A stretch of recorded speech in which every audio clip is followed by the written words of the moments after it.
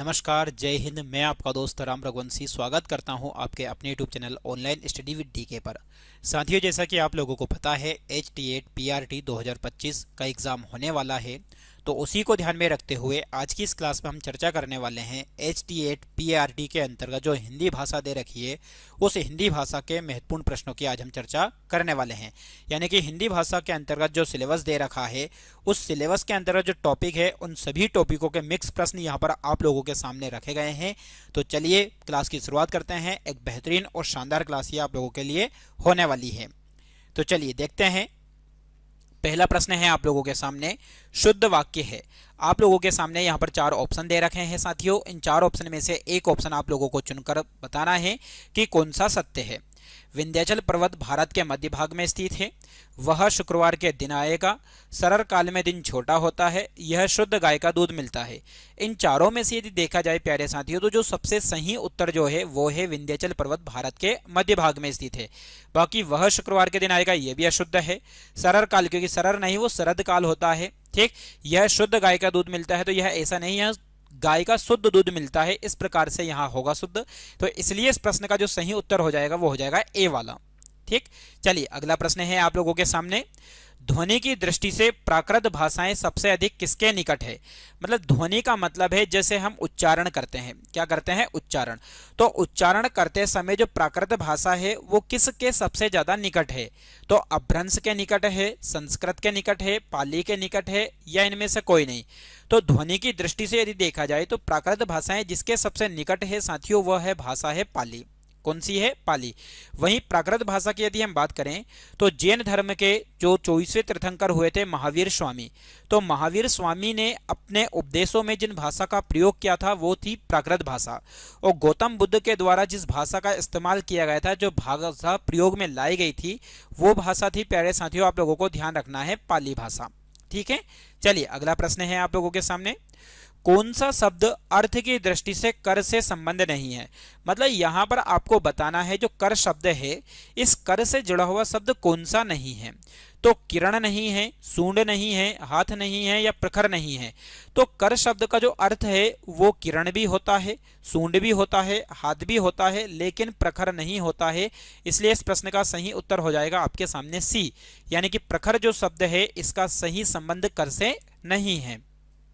चलिए अगला प्रश्न है, एडमिनिस्ट्रेशन के लिए सही हिंदी पारिभाषिक शब्द है। इस प्रकार के कभी कभी आप लोगों को एग्जाम में शब्द दे देते हैं और उनका हिंदी में अर्थ पूछ लिया जाता है या उनसे जुड़ा हुआ शब्द पूछ लिया जाता है। तो हिंदी पारिभाषिक शब्द कौन सा नहीं है। प्रशासन नहीं है, प्रशासनिक नहीं है, शासकीय नहीं है, प्रशासकीय। ये वो सारे प्रश्न हैं जो पिछली बार एग्जाम में पूछे गए हैं। विगत वर्षों में जो पेपर हुए हैं उनमें जो आए हुए प्रश्न हैं उन प्रश्नों को भी यहाँ पर शामिल किया गया है, ताकि आपके सामने जो प्रश्न आए उनको आप गलत ना करें। ठीक, तो इस प्रश्न का जो सही उत्तर हो जाएगा साथियों वो हो जाएगा क्या, प्रशासन। बाकी प्रशासनिक, प्रशासकीय, शासकीय ये सब किससे संबंधित है, एडमिनिस्ट्रेशन से संबंधित है। चलिए अगला प्रश्न है, दिए गए वाक्य में अशुद्ध भाग त्रुटिपूर्ण भाग का चयन कीजिए। आपके सामने पूरा का पूरा एक ये प्रश्न दे रखा है, यहां से लेकर यहां तक एक वाक्य कह सकते हो, एक सेंटेंस कह सकते हो, ये पूरा दे रखा है। इसमें एक भाग गलत है जो कि आपको बताना है।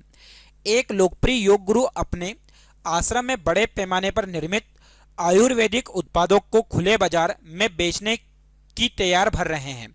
तो भैया यहाँ पर आयुर्वेद उत्पाद को खुले बाजार में बेचने की तैयारी कर रहे हैं, यानी कि भर की जगह यहाँ पर क्या आएगा, कर आएगा। इसलिए यहाँ पर गलत जो हो जाएगा वो 4th नंबर का ऑप्शन गलत हो जाएगा, यानी कि इसका सही उत्तर हो जाएगा डी। क्या हो जाएगा, डी हो जाएगा। ये आप लोगों को ध्यान रखना है। ठीक, चलिए अगला प्रश्न है आपके सामने, विद्यापति की पदावली की भाषा क्या है। जो विद्यापति थे इनके द्वारा रचित ग्रंथ है जिसका नाम है पदावली, इसकी भाषा क्या है, मैथिली है, ब्रजभाषा है, भोजपुरी है, मगही है। तो यहाँ पर विद्यापति की जो पदावली है इसकी जो भाषा है साथियों वो याद रखिएगा, वो भाषा क्या हो जाएगी आप लोगों के सामने, मैथिली हो जाएगी। ठीक है, चलिए अगला प्रश्न है और जबरदस्त प्रश्न आप लोगों के सामने है, तुलसी कृत में कौन सा समास है।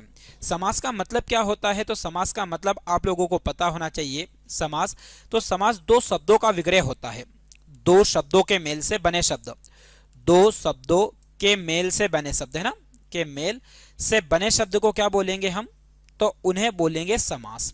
ठीक। और समास में एक चीज आप लोगों को ध्यान रखना है, समास में जो होता है साथियों वो क्या होता है, विग्रह होता है। और जो समास में विग्रह करने के बाद जो शब्द बनता है, जैसे कि ये जो शब्द लिखा है ये कैसा शब्द होगा, ये कि समासिक पद होगा। ये कैसा पद होगा, ये समासिक पद होगा, ये आपको ध्यान रखना है। तो तुलसी कृत में कौन सा समास है, अव्ययीभाव समास, तत्पुरुष समास, बहुव्रीहि समास, द्वंद्व समास। तो तुलसी कृत में जो समास हो जाएगा साथियों वो हो जाएगा बी, यानी कि तत्पुरुष समास। तुलसी के द्वारा कृत, यहां पर क्या जाएगा, के द्वारा। तो यहां पर तत्पुरुष समास क्यों आ जाएगा, क्योंकि तत्पुरुष के भी बहुत अलग अलग प्रकार होते हैं। ठीक, कर्म तत्पुरुष, करण तत्पुरुष, इस प्रकार से यहां पर आ जाएगा किसके द्वारा, तुलसी के द्वारा कृत या तुलसी के द्वारा लिखित, तो इसलिए इसमें आ जाएगा तत्पुरुष समास। द्वंद्व समास में क्या होता है, तो दो पद हमेशा प्रधान होते हैं। बहुव्रीहि समास में दो पद प्रधान ना होकर तीसरा पद प्रधान होता है। अव्ययीभाव समास में हमेशा पहला पद जो होता है वो कहीं ना कहीं नकारात्मक होता है, इस प्रकार से होगा भैया। ठीक है, चलिए अगला प्रश्न है आप लोगों के सामने 8वां। निम्नलिखित में से कौन सा शब्द शुद्ध है। आपके सामने 4 शब्द दे रखे हैं, इनमें शुद्ध बताना। कृतज्ञ है, कृतज्ञ है, प्रतिज्ञा है या कृतज्ञ है। तो इनमें से यदि देखा जाए तो जो सही शब्द होगा वो हो जाएगा कृतज्ञ। इसकी सही वर्तनी जो है वो है ए वाली। ठीक, चलिए अगला प्रश्न है, विभाषा किसे कहते हैं। विभाषा जो होती है वो किसे कहते हैं, खड़ी बोली हिंदी को, हिंदी क्षेत्र की प्रमुख बोलियों को, हिंदी क्षेत्र की बोलियों को, या फिर इनमें से सभी को। तो इस प्रश्न का जो सही उत्तर आ जाएगा प्यारे साथियों वो आ जाएगा ऑप्शन नंबर बी। हिंदी क्षेत्र की प्रमुख बोलियों को एक तरीके से क्या कहा जाता है, विभाषा कहा जाता है, ये आपको ध्यान रखना है। ठीक, यहां पर यदि हम बात करें एक तरीके से भाषा के अंदर बहुत सारी इकाइयां होती है, जैसे कि एक उपभाषा भी होती है, ठीक, वहीं बोली भी होती है। उसी तरह से एक और जो होती है उसे हम क्या बोलते हैं, विभाषा। तो क्या होता है, बोली जब विस्तृत रूप ले लेती है तो वो विभाषा का रूप धारण कर लेती है। तो इसका सही उत्तर हो जाएगा बी। चलिए, देव शब्द का विलोम है। जो देव शब्द है, देव का मतलब होता है एक तरीके से वो व्यक्ति जो महान होता है, ठीक, जिसकी ईश्वर के समान पूजा की जाती है। तो इसका विलोम क्या है, दानव है, दुर्देव है, दुर्भाग्य है, दुर्जन है। तो देव का जो एक तरीके से विलोम हो जाएगा वो हो जाएगा दानव। क्या हो जाएगा, दानव, जो कि एक तरीके से राक्षस के बारे में चर्चा की जा रही है। हिंदी भाषा का जन्म कहाँ हुआ था, तो सांसारिक संस्कृति से हुआ था, अपभ्रंश से हुआ था, संस्कृत से वैदिक की ओर हुआ था, या पाली प्राकृत से हुआ था। तो हिंदी भाषा का जो जन्म हुआ है साथियों वो हुआ है अपभ्रंश से। सर एक तरीके से विकृत, अपभ्रंश का मतलब होता है विकृत रूप। अपभ्रंश का मतलब यदि आप देखोगे तो इसका मतलब होता है विकृत रूप, यानी कि एक तरीके से हिंदी भाषा जो है इसकी जननी, यदि आपसे पूछा जाए कि हिंदी भाषा की जननी कौन है, तो हिंदी भाषा की जननी तो आ जाएगी संस्कृत। ठीक, बाकी आपसे हिंदी भाषा का जन्म किससे हुआ, तो अपभ्रंश से। वहीं यदि देखा जाए हिंदी भाषा, तो हिंदी का विकास यदि देखा जाए तो किस शब्द से हुआ है, तो ये सिंधी से हुआ है। ठीक, ये सिंधी से कहीं ना कहीं हिंदी बना है, ये आपको ध्यान रखना है। या फिर हम यूं कह सकते हैं, जिस नदी के नाम पर इसका नाम पड़ा है वो नदी है सिंधु नदी। कौन सी नदी है, सिंधु नदी के कारण इसका नाम सिंधु से परिवर्तित होकर हिंदी बना है। चलिए अगला प्रश्न है, कलम का सिपाही किसे कहा जाता है। बहुत ही अच्छा प्रश्न है आप लोगों के सामने कि कलम का जो सिपाही है वो किसको कहा जाता है। प्रेमचंद, हरिवंश राय बच्चन, रामधारी सिंह दिनकर, महादेवी वर्मा। तो इस प्रश्न का जो सही उत्तर हो जाएगा मेरे प्यारे साथियों वो हो जाएगा आप लोगों के सामने क्या, यहाँ पर प्रेमचंद। यानी कि कलम का जो सिपाही कहा जाता है वो किसको कहा जाता है, तो ये कहा जाता है प्रेमचंद जी को, मुंशी प्रेमचंद को। इन्हें कहानी का जादूगर भी कहा जाता है, आप लोगों को पता होगा। ठीक, चलिए, हिंदी की विशिष्ट बोली ब्रज भाषा किस रूप में सर्वाधिक प्रसिद्ध है। यानी कि ब्रज भाषा जो है वो सबसे ज्यादा प्रचलित किस रूप में है, तकनीकी भाषा के रूप में, राजभाषा के रूप में, राष्ट्रीय भाषा के रूप में, या काव्य भाषा के रूप में। तो ब्रज भाषा का जो प्रचलित रूप है वो है काव्य भाषा। किसके रूप में ज्यादा प्रचलित है, ये काव्य भाषा के रूप में ज्यादा प्रचलित है, ये आपको ध्यान रखना है। चलिए अगला प्रश्न है आपके सामने, हिंदी का वर्तमान स्वरूप क्या है। ब्रज भाषा है, अवधी है, देवनागरी है, या चरण बोली है। तो यहाँ पर चरण बोली नहीं है, यहाँ पर एक तरीके से यदि देखा जाए साथियों तो ये है आप लोगों के सामने खड़ी बोली। क्या है ये, खड़ी बोली है, ये आप लोगों को ध्यान रखना है, खड़ी बोली। ठीक, तो इसका सही उत्तर भी जो हो जाएगा आप लोगों के सामने वो क्या हो जाएगा, तो इसका सही उत्तर हो जाएगा ये डी वाला जो है खड़ी बोली। ठीक है, चलिए अगला प्रश्न है आपके सामने, निम्नलिखित में से कौन पश्चिमी हिंदी की बोली नहीं है। पश्चिमी हिंदी की बोली नहीं है ब्रजभाषा, बुंदेली, कन्नौजी, बघेली। यहाँ पर हिंदी की यदि हम बात करें, हिंदी भाषा की, तो हिंदी भाषा के अंदर 5 उपभाषा है। उन 5 उपभाषा में से एक है पश्चिमी हिंदी की उपभाषा। जो पश्चिमी हिंदी उपभाषा है, इसकी यदि हम बात करें तो इस पश्चिमी हिंदी उपभाषा के अंदर अलग अलग बोलियां आती है और इसके अंदर लगभग बोलियों की संख्या जो है वो 5 है। ठीक है, तो उनमें से यदि देखा जाए तो कौन सी नहीं है ये आपको बताना है। ब्रजभाषा है, बुंदेली है, कन्नौजी है, लेकिन बघेली नहीं है। इसकी जगह जो है 3 तो ये हो गई, एक हो जाएगी बांगरू या फिर हरियाणवी जिसे हम कहते हैं, ठीक, जो कि जिसकी हम चर्चा कर रहे हैं, जिस टॉपिक की, बांगरू या हरियाणवी, और एक आ जाएगी खड़ी बोली। ठीक, तो इस प्रकार से ये 5 बोली हो जाएगी, तो इसका सही उत्तर हो जाएगा डी। चलिए 15वें के बाद है प्रश्न नंबर 16। हिंदी भाषा के विकास का सही क्रम कौन सा है? तो प्राकृत अपभ्रंश हिंदी पाली, पाली प्राकृत अपभ्रंश हिंदी, अपभ्रंश पाली प्राकृत हिंदी, हिंदी पाली प्राकृत अपभ्रंश। तो इस प्रश्न का जो सही उत्तर हो जाएगा वो हो जाएगा बी, यानी कि सबसे पहले संस्कृत भाषा का विकास हुआ, संस्कृत से फिर जिस भाषा का विकास हुआ वो थी पाली, पाली के बाद जिस भाषा का विकास हुआ था वो थी प्राकृत, प्राकृत के बाद जिस भाषा का विकास हुआ वो है अपभ्रंश, और अपभ्रंश के बाद जिस भाषा का विकास हुआ है साथियों वो है हिंदी। तो इस प्रकार से इसका सही उत्तर हो जाएगा बी। आप सभी विद्यार्थी को याद रखना है। चलिए अगला है, हिंदी में स्वतंत्र रूप से बोले जाने वाले अक्षरों को क्या कहते हैं? तो जो हिंदी भाषा है, इस हिंदी भाषा में जो अक्षर हैं जिन्हें स्वतंत्र रूप से बोला जाता है, जिनको बोलने के लिए किसी अन्य अक्षर की आवश्यकता नहीं होती है, उन्हें क्या कहते हैं? स्वर कहते हैं, यौगिक अक्षर, स्वतंत्र ध्वनि, या फिर पनीर ध्वनि है ना। तो इसका सही उत्तर हो जाएगा स्वर। स्वर वह वर्ण होते हैं जिन्हें स्वतंत्र रूप से बोला जाता है, तो इसका सही उत्तर हो जाएगा ए। चलिए अगला प्रश्न है, सबसे उत्तम रस किसे माना जाता है? आप लोगों को बताना है। तो श्रृंगार रस को, रौद्र रस को, वीर रस को, करुण रस को। तो सबसे उत्तम रस, या फिर जिसे हम कहते हैं रसों का राजा, रसों का राजा, तो रसों का राजा कह दो, या फिर एक तरीके से सबसे उत्तम रस कह दो, वो कहा जाता है श्रृंगार रस को। श्रृंगार रस जो होता है ये भी 2 प्रकार का होता है, एक होता है संयोग का और एक होता है वियोग श्रृंगार। संयोग में मिलन की बात होती है, वियोग में अलग अलग होने की बात होती है। ठीक है, श्रृंगार रस का यदि स्थायी भाव देखें तो इसका स्थायी भाव जो होता है वो होता है रति। ठीक, चलिए अगला प्रश्न है 19वां, किस हिंदी फिल्म की शूटिंग पहली बार विदेश में हुई थी? तो विदेश में शूटिंग होने वाली पहली हिंदी फिल्म कौन सी? भारत माता, संगम, वर्षा, जूली। तो इस प्रश्न का सही उत्तर हो जाएगा संगम। तो 19वें का सही उत्तर है प्यारे साथियों संगम। ये एग्जाम में आया हुआ प्रश्न है।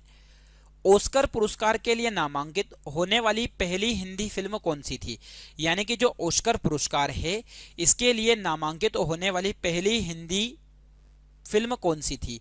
तो ऑप्शन में है आप लोगों के सामने यहां पर संगम, दूसरा है यहां पर आप लोगों के सामने भारत माता, तीसरा है जूली, और चौथा है कौन सा साथियों? आप लोगों के सामने यहां पर बहुत ही अच्छा प्रश्न है, नाली। तो यहां पर यदि देखा जाए तो इस प्रश्न का सही उत्तर जो हो जाएगा वो हो जाएगा आप लोगों के सामने कौन सा? तो यहां पर भारत माता। ठीक, जो ऑस्कर पुरस्कार है, इस ऑस्कर पुरस्कार की यदि हम बात करें थोड़ी सी, तो ऑस्कर पुरस्कार को अकेडमी पुरस्कार भी कहते हैं। क्या कहते हैं इसे? अकेडमी पुरस्कार भी कहते हैं। ये आप लोगों को ध्यान रखना है। ठीक है, इसका जो फुल फॉर्म यदि देखा जाए तो अमेरिका की academy of motion picture arts and sciences द्वारा इसको प्रदान किया जाता है। ठीक है, पहला समारोह यदि देखा जाए प्यारे साथी तो इसका कब हुआ था? तो ये आप लोगों को ध्यान रखना है कि प्रथम बार इसे सम्मानित जो किया गया था वो किया गया था 1929 में। मतलब ऑस्कर पुरस्कार से पहली बार किसी को सम्मानित किया गया था तो वो किया गया था 1929 में, प्रथम सम्मानित की बात कर रहे हैं हम। ठीक है, तो ये आप लोगों को मैंने बता दिया है कि एक तरीके से ऑस्कर पुरस्कार जो है इसे किस नाम से जाना जाता है? अकेडमी पुरस्कार के नाम से भी जाना जाता है। ठीक है, चलिए अगला पुरस्कार है आप लोगों के सामने। हिंदी में वेब एड्रेस बनाने की सुविधा कब शुरू हुई? यानी कि वेब के माध्यम से एड्रेस बनाने की जो शुरुआत हुई है वो कब से हुई है? 1999, 2004, 2010, 2014। तो इस प्रश्न का जो उत्तर हो जाएगा वो हो जाएगा सी, यानी कि 2010।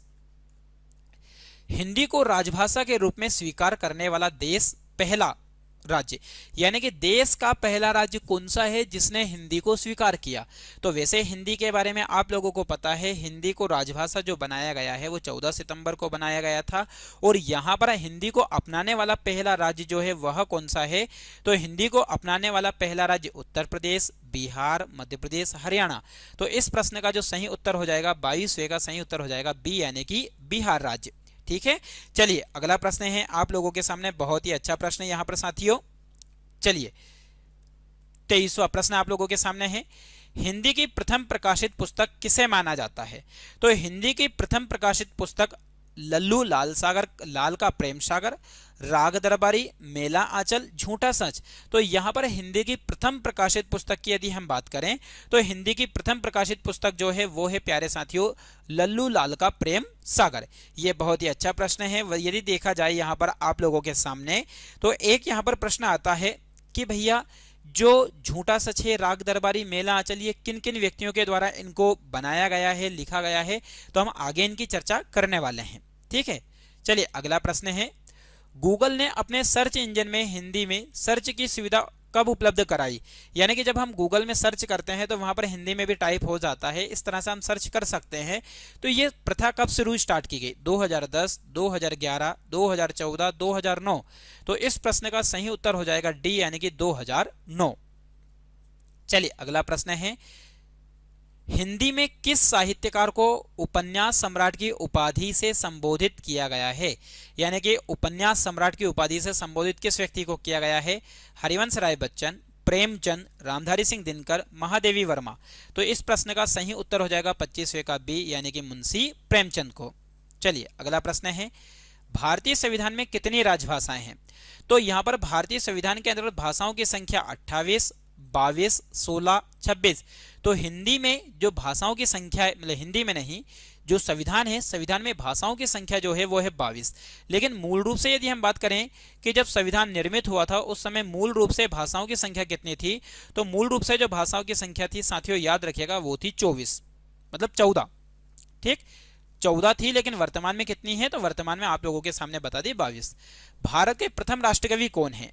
तो भारत के प्रथम राष्ट्रकवि जिन्हें कहा जाता है वह है रामधारी सिंह दिनकर, मैथिली शरण गुप्त, प्रेमचंद या महादेवी वर्मा।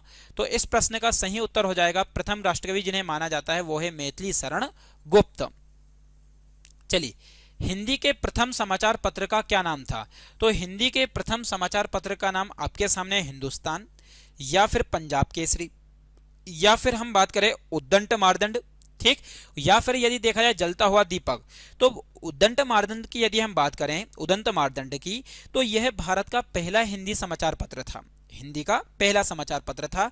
इसकी यदि हम बात करें, इसे कहीं ना कहीं 1826 में कहां से इसको स्टार्ट किया था, तो कलकत्ता से इसका संपादन स्टार्ट किया था या इसका प्रकाशन हुआ था। ठीक है, ये आप लोगों को ध्यान रखना है। इसे किसके द्वारा स्टार्ट किया गया था प्यारे साथियों, तो इसे कहीं ना कहीं पंडित जुगल किशोर के द्वारा, किसके द्वारा, पंडित जुगल किशोर के द्वारा इसको कहीं ना कहीं पहली बार शुरू किया गया था, पंडित जुगल किशोर। ये याद रख लीजिए, कभी कभी पूछ सकता है, हिंदी से जुड़ा हुआ है। पंडित जुगल किशोर के द्वारा इसे पहली बार शुरू किया गया था। और वहीं यदि देखा जाए प्यारे साथियों, जो उदंत मार्दंड है इसका अर्थ क्या होता है, तो उगता हुआ सूरज, उगता हुआ सूरज इसका सही अर्थ है, ये आपको पता होना चाहिए। ठीक है, चलिए क्वेश्चन नंबर 29, हिंदी साहित्य के इतिहास पर प्रथम लेख किसने लिखा। तो भारतेंदु हरिश्चंद्र ने लिखा, रामचंद्र शुक्ल ने लिखा, या फिर फादर कामिल बल्के ने लिखा, या फिर आपके सामने है ऑप्शन यहाँ पर ग्राशिन द टाइसी ने लिखा है। ठीक, तो आप लोगों को यहाँ पर पता होना चाहिए कि किसके द्वारा लिखा गया है। तो यहाँ पर यदि देखा जाए प्यारे साथियों, तो ये जो लिखा गया था ग्राशिन द टाइसी के द्वारा लिखा गया था, जो कि वेरी वेरी मोस्ट इंपॉर्टेंट है। ठीक है, चलिए अगला प्रश्न है यहाँ पे 30वां, हिंदी दिवस कब मनाया जाता है। 14 सितंबर, 16 अगस्त, 28 जुलाई, 19 अप्रैल। तो हिंदी दिवस की यदि हम बात करें तो हिंदी दिवस यहाँ पर मनाया जाता है 14 सितंबर, क्योंकि 14 सितंबर 1949 को हिंदी को राजभाषा का दर्जा दिया गया था। वहीं 10 जनवरी की यदि हम बात करें, 10 जनवरी को विश्व हिंदी दिवस मनाया जाता है। आपसे पूछा भी जाए कभी कि विश्व हिंदी दिवस कब मनाया जाता है, तो विश्व हिंदी दिवस जो मनाया जाता है साथियों वो याद रखिएगा 10 जनवरी को। बाकी हिंदी या राजभाषा दिवस जो मनाया जाता है वो कितनी तारीख को, 14 सितंबर को मनाया जाता है। ठीक है, चलिए अगला प्रश्न है, जबरदस्त प्रश्न है आप लोगों के सामने। हिंदी किस लिपि में लिखी जाती है? तो यहां पर ऑप्शन में है ब्राह्मी, देवनागरी, रोमन, दक्षिण। तो हिंदी जिस लिपि में लिखी जाती है वो आप लोगों को पता होना चाहिए, नहीं पता है तो कोई बात नहीं, मैं आप लोगों को बता दूं यहाँ पे हिंदी जिस लिपि में लिखी जाती है प्यारे साथियों, वो लिपि कौन सी है? देवनागरी। बहुत ही अच्छा प्रश्न है, यहाँ पर एग्जाम में बार बार पूछा जाता है कि हमारी हिंदी भाषा जो है, इस हिंदी भाषा की जो लिपि है वह कौन सी है? तो हिंदी भाषा की जो लिपि है साथियों वो याद रखिएगा, हिंदी भाषा की जो लिपि है वो कौन सी है? आपके सामने यहाँ पर दे रखी है, देवनागरी है। ठीक है, चलिए अगला प्रश्न देखते हैं। बहुत ही अच्छा प्रश्न आप लोगों के सामने है। चलिए, संयुक्त राष्ट्र में पहली बार देश के किस विदेश मंत्री ने हिंदी में संबोधित किया? यानी कि जो यूएन है, जिसे हम यूएनओ कहते हैं, विश्व का सबसे बड़ा संगठन, जिसकी स्थापना 1945 में होती है, इसमें हिंदी में भाषण नहीं दिया जाता, लेकिन एक ऐसे महान व्यक्ति जिन्होंने हिंदी में वहां पर भाषण दिया, ऐसे व्यक्ति कौन थे? तो अटल बिहारी वाजपेयी, मोरारजी देसाई, सुषमा स्वराज, पीवी नरसिम्हा राव। तो ऐसे व्यक्ति जिनका नाम आप लोगों को पता होना चाहिए, वह व्यक्ति थे अटल बिहारी वाजपेयी जी, ठीक, जिन्होंने कहीं ना कहीं यूएनओ में हिंदी में भाषण दिया था। ठीक है, चलिए अगला प्रश्न है आपके सामने 33। संविधान सभा ने हिंदी में लिखे संविधान की मूल प्रति पर कब हस्ताक्षर किए? यानी कि जो संविधान सभा है, इस संविधान सभा ने किस पर लिखे? हिंदी में लिखे संविधान की मूल प्रति पर कब हस्ताक्षर किए? 29 जनवरी 1950, 2 जनवरी 1950, 17 अगस्त 1950 या 24 जनवरी 1950? तो हिंदी में लिखे संविधान की मूल प्रति के ऊपर तो हस्ताक्षर किए थे, वो किए थे 24 जनवरी 1950 को। ठीक, चलिए अगला है, हिंदी की पहली फिल्म कौन सी है? बहुत अच्छा प्रश्न है आपके सामने कि हिंदी की पहली फिल्म कौन सी है। ऑप्शन है आप लोगों के सामने, यहां पर दे रखा है राजा हरिश्चंद्र। ठीक, वहीं यदि देखा जाए अगला ऑप्शन है आप लोगों के सामने अलमारा। ठीक, वहीं अगला प्रश्न है, अगला ऑप्शन है आपके सामने यहां पर प्यासा, या फिर यदि देखा जाए तो मुगल आजम। राजा हरिश्चंद्र, आलमारा, प्यासा, मुगल आजम। तो हिंदी की पहली फिल्म जो है बच्चों याद रखिएगा, राजा हरिश्चंद्र जो है हिंदी की पहली फिल्म थी। ठीक, यह 1913 में रिलीज हुई थी, यह भी आपको ध्यान रखना है, बहुत पहले की बात है। और इसे कहीं ना कहीं जो एक तरीके से फिल्म के क्षेत्र का जो सबसे बड़ा पुरस्कार है, जिसे दादा साहेब फाल्के पुरस्कार कहते हैं, दादा साहेब फाल्के पुरस्कार, तो दादा साहेब फाल्के पुरस्कार से भी नवाजा गया था, ये आपको ध्यान रखना है। किसको भैया? ये जो पहली फिल्म थी राजा हरिश्चंद्र को। यह एक लोकप्रिय भारतीय मिथक पर आधारित फिल्म थी ये। ठीक है, चलिए अगला प्रश्न है भैया, हिंदी को राजभाषा का दर्जा किस वर्ष मिला? 1951, 1947, 1950, 1954। अब यहां पर ऑप्शन में तो है नहीं, तो इसलिए ऑप्शन में आपके सामने लिख दूं ई, जो कि है 1949। तो हिंदी को राजभाषा का दर्जा दिया गया था 1949 में। ठीक है, चलिए अगला प्रश्न है बच्चों, हिंदी शब्द किस भाषा का शब्द है? बहुत अच्छा प्रश्न है आप लोगों के सामने। यहाँ पर हिंदी जो शब्द है ये किस भाषा का शब्द है? तो ऑप्शन में है आप लोगों के सामने फारसी। ठीक, या फिर यदि देखा जाए तो अगला शब्द है यहां पर आपके सामने उर्दू भाषा का, या फिर अरबी भाषा का, या फिर यदि देखा जाए तो किसका? दक्षिणी, यानी कि कहीं ना कहीं दहीनी भाषा का दे रखा है।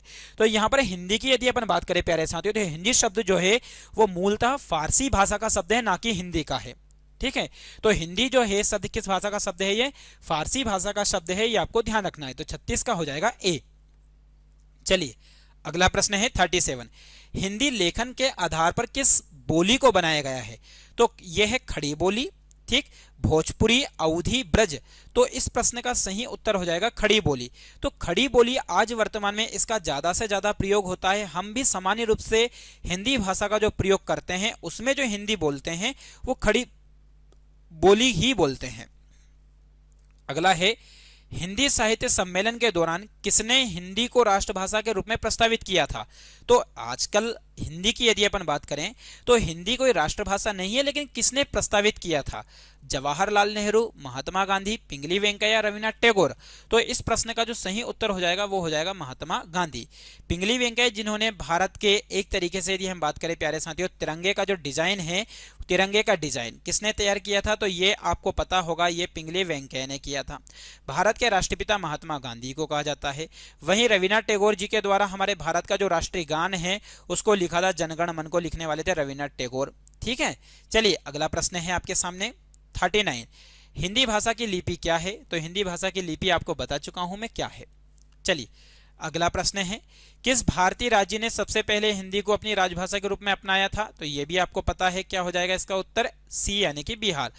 बाकी आप लोगों को ये भी पता होना चाहिए कि तेलुगु भाषा को लेकर सबसे पहले जिस भाषा या तेलुगु भाषा को अपनाने वाला राज्य कौन सा था पहले?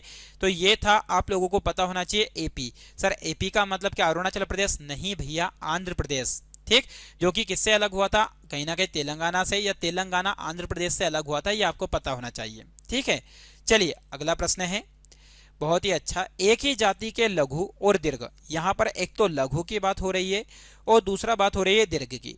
स्वरों को मिलाकर दीर्घ होना किस संधि का लक्षण है? गुण संधि, वृद्धि संधि, दीर्घ संधि, अयधि संधि। तो इस प्रश्न का सही उत्तर हो जाएगा दीर्घ संधि। ठीक, तो 41 का सही उत्तर हो जाएगा बी। चलिए अगला है, किस क्रमांक में सभी शब्द तत्सम नहीं है? तत्सम का मतलब होता है ज्यों के त्यों, यानी कि ऐसे शब्द जो संस्कृत से आए हुए हैं और ऐसा का ऐसा ही प्रयोग कर लिया जाए, ज्यों का त्यों प्रयोग कर लिया जाए, तो ऐसे शब्द को कहा जाता है तत्सम। तो अमूल्य, देत, दधि स्वर्ण, आम्र स्वर्ण, कुपुत्र कर्ण, ओष्ठ, जिह्वा, हस्तर, प्रस्तर, अक्षी, मुहु, क्षेत्र, पुल। तो यहाँ पर सभी शब्द जो है एक तरीके से तत्सम नहीं है, तो इसका सही जवाब हो जाएगा डी। ठीक, क्योंकि यहाँ पर मुहु जो है एक तरीके से ये तत्सम नहीं है, क्योंकि इसका विच्छेद जो होगा या तत्सम जो होगा वो मुख होगा। ठीक है, चलिए अगला प्रश्न है, किस क्रम में अघोष व्यंजन है? अघोष व्यंजन का मतलब क्या होता है? ऐसे व्यंजन जिनके उच्चारण में जो है वो कम वायु निकलती हो या कम हवा का निष्कासन होता है, ऐसे वर्ण जिनके उच्चारण में कहीं ना कहीं कम हवा का निष्कासन होता है, तो ऐसे वर्ण को हम अघोष व्यंजन कहते हैं। तो यारा, वाहा, राड़ा और या सलजम षटकोण। तो यहां पर इसका जो सही उत्तर हो जाएगा वो हो जाएगा डी। तो 43 का हो जाएगा डी। चलिए अगला है, निर्जीव का अर्थ है। तो नीर वाला जीव, जीवन रहित, निकट का जीव या जीवित। तो निर्जीव का जो अर्थ हो जाएगा बच्चों वो हो जाएगा जीवन रहित, मतलब कि जिसमें जीव नहीं है। ठीक, चलिए अगला प्रश्न है, निम्नलिखित में से अशुद्ध वाक्य कौन सा है? देखी शत्रु दिख रहा है, मैंने आम खाया, लड़ाई में जीत हुई, यह जीत गया। तो देखिए वैसे ही आप लोगों को देखने में ही लग रहा होगा कि यहाँ पर कौन सा गलत है, तो अशुद्ध वाक्य हो जाएगा ए। ठीक, यहाँ पर देखिए शत्रु दिख रहा है नहीं होगा, देखो शत्रु दिख रहा है। ठीक है, चलिए अगला प्रश्न है, हाथ कंगन को आरसी किया, पढ़े लिखे को फारसी किया। आपने ये सुना ही होगा। तो लोकोक्ति का सही अर्थ क्या है? प्रत्यक्ष को प्रमाण की क्या आवश्यकता, कंगन पहनकर आईना देखना, आईने के कंगन को जरूरत नहीं होती, या कंगन धारण करने से सुंदरता बढ़ती है। तो देखो भैया यह है लोकोक्ति, और लोकोक्ति का मतलब होता है उनका प्रयोग कहीं ना कहीं दूसरे अर्थ में किया जाता है। तो यहां पर इसका अर्थ हो जाएगा प्रत्यक्ष को प्रमाण की आवश्यकता नहीं। ठीक है, चलिए अगला प्रश्न है, जबरदस्त प्रश्न आप लोगों के सामने है। 47, किस क्रम में अधिकरण कारक का उदाहरण नहीं है? अधिक कारक जो होता है, जैसे कर्ता ने कर्म को करण से, संप्रदान के लिए अपदान से, अधिकरण में पर। तो अधिकरण की जो विभक्ति है वो क्या है? में और पर। तो किसमें में और पर जैसी विभक्ति का प्रयोग नहीं हुआ है? छत पर खेलो, पिताजी कार्यालय में हैं, अलमारी में कपड़े रखे हैं, यहाँ सुधीर का पेन है। देखो इसमें भी पर है, इसमें भी में है और इसमें भी में है। तो भैया जिसमें नहीं है वो है डी, इसलिए सही उत्तर हो जाएगा डी। चलिए अगला प्रश्न है 48, निम्नलिखित में से उपसर्ग रहित शब्द चुनिए। उपसर्ग का मतलब क्या होता है? तो उपसर्ग का मतलब होता है जो शब्द कहीं ना कहीं शब्द के आगे लगता हो। कहाँ लगता हो? आगे की तरफ जो शब्द लगता हो उसे हम कहीं ना कहीं बोलते हैं उपसर्ग। प्रत्यय में शब्द जो है वो पीछे की ओर लगता है। तो सुयोग, विदेश, अत्यधिक, सुरेश। तो यहां पर यदि देखा जाए तो इसमें कहीं ना कहीं आगे की ओर लगा है वी, इसमें यदि देखा जाए तो आगे की ओर लगा है सु, इसमें यदि देखा जाए तो आगे की ओर लगा है अति। वहीं यदि भैया इसमें से यदि हम सुर को कर लें या सूर्य कर लें तो ये नहीं होगा। तो इसलिए इसमें जो नहीं है उपसर्ग वो है कौन सा? आप लोगों के सामने डी। तो 48 का हो जाएगा डी। चलिए अगला प्रश्न है, वज्रदेह में कौन सा समास है? तो वज्रदेह जो है इसमें द्विगु समास है या अव्ययी भाव समास है, या फिर आपके सामने कहीं ना कहीं देखा जाए प्यारे साथियों तो है आपके सामने तत्पुरुष समास या कर्मधारय समास। तो यहां पर बहुत अच्छा प्रश्न है आप लोगों के सामने। तो इसका विग्रह क्या होगा? पहले तो वज्रदेह का मतलब होता है पहले वज्र के समान देह, वज्र के समान देह, वज्र के समान देह। अब वज्र के समान देह इसका क्या होता है, विग्रह होता है। तो इस आधार पर इसका विग्रह यदि देखा जाए तो कहीं ना कहीं हम कहें तो इसमें बहुव्रीहि समास भी हो सकता है। लेकिन भैया यहाँ पर बहुव्रीहि ऑप्शन में नहीं है, तो ऑप्शन में डी दे रखा कर्मधारय, क्योंकि कर्मधारय में विभक्ति होती है या इसमें जिस चीज का लोप होता है वो के लोप होता है, के समान होता है, तो इसलिए इसका सही उत्तर हो जाएगा के समान। ठीक है, बाकी यदि बहुव्रीहि समास यहाँ पर होता तो बहुव्रीहि समास भी हम यहाँ पर ले सकते थे। ठीक है, चलिए, लेकिन यहाँ पर बहुव्रीहि समास नहीं है, इसलिए इसका सही उत्तर जो हो जाएगा वो हो जाएगा कर्मधारय। चलिए अगला प्रश्न है, चरण कमल समास पद के लिए समास विग्रह का सही क्रमांक क्या होगा। यानी कि चरण कमल जो है इसमें यदि देखा जाए तो समास कौन सा होगा ये आपको पता होना चाहिए। ठीक, तो चरण के समान कमल, चरण और कमल, चरण घर कमल, चरण में कमल। तो यहां पर यदि देखा जाए तो प्यारे साथियों चरण कमल जो है इसमें आ जाएगा चरण के समान चरण के समान कमल, या फिर कमल के समान चरण, ये ऐसा भी आ सकता है, कोई दिक्कत नहीं है। कमल के समान चरण ये ऐसा भी हो जाएगा। तो यहां पर कमल के समान चरण आ जाए या चरण के समान कमल आ जाए, तो यहां पर यदि देखा जाए प्यारे साथियों तो यहां पर जो है के समान है, वो के समान जो है होता है वो कौन सा समास में होता है, अभी जस्ट मैंने आप लोगों को बताया इससे पहले वाले में, कर्मधारय समास में। ठीक, तो प्यारे साथियों आज की इस एक छोटी सी क्लास के अंतर्गत मैंने आपको हिंदी भाषा के 50 प्रश्नों के बारे में बताया है। उम्मीद करता हूं आप लोगों को वीडियो पसंद आएगा। यदि वीडियो पसंद आता है तो वीडियो को लाइक करें, शेयर करें और अपने YouTube channel online study with DK को सब्सक्राइब करना ना भूलें। सभी लोगों का जुड़ने के लिए बहुत बहुत धन्यवाद। जय हिंद, जय भारत।